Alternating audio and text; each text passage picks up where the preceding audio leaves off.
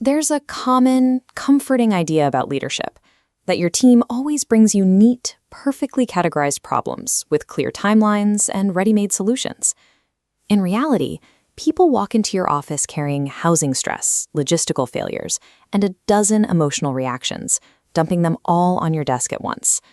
When human beings are under intense pressure, their communication naturally degrades. They jump rapidly between what actually happened, who they blame for it, and a long list of completely unrelated frustrations that have been building up for months. It is tempting to tell people to calm down, organize their thoughts, and come back when they have a proper agenda. But demanding perfect presentation before you listen guarantees that vital information will bypass you entirely, finding its way into office gossip and passive resistance instead. This document outlines the central leadership operation, focusing on the sequence from experience to expression to listening. A leader's first responsibility is to receive raw, unfiltered human experience without requiring the speaker to polish it first. This lesson plan highlights the strongest conceptual chain. It demonstrates that leadership is the work of structuring unstructured human information, a departure from the myth of the leader as a sole generator of answers. This page breaks down 4 listening modes: conversational, problem-solving, crisis, and leadership. A leader must adapt their attention based on their responsibility. Notice the specific sequence under crisis listening: stabilize, then understand, then solve. You must restore emotional stability before engaging with technical solutions. This section on information capture explicitly states that capture is not transcription. You are not trying to write down every word.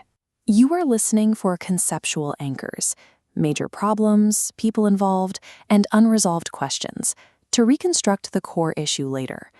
Note-taking serves 2 distinct functions. It preserves information and transforms the social dynamic. The visible act of recording a conversation provides behavioral evidence that you consider the speaker's words important enough to preserve. This text breaks down the resulting accountability chain, moving from attention to documentation, interpretation, and follow-through. Once you visibly record a concern, you create an expectation that the information has entered the leadership process and will be acted upon. The quickest way to derail that process is to hear the first recognizable fragment of a problem, interrupt the speaker, and offer immediate advice. When you decide what the problem is too early, your brain applies a filter. You stop receiving raw information and start looking only for details that confirm your initial diagnosis, missing the root cause that might be revealed 5 minutes later. This passage details the alternative, a deliberate separation of stages where you capture, reflect, organize, and then respond. You must capture the data first and wait until the conversation is over before you attempt to organize it. Holding off on your judgment allows for high-value compression. Instead of pages of scattered notes, you walk away with 6 precise words that encapsulate the underlying structural issue.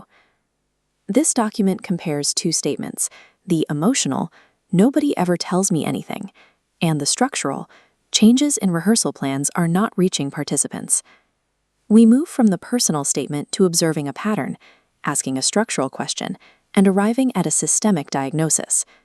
One person's confusion could be an individual error.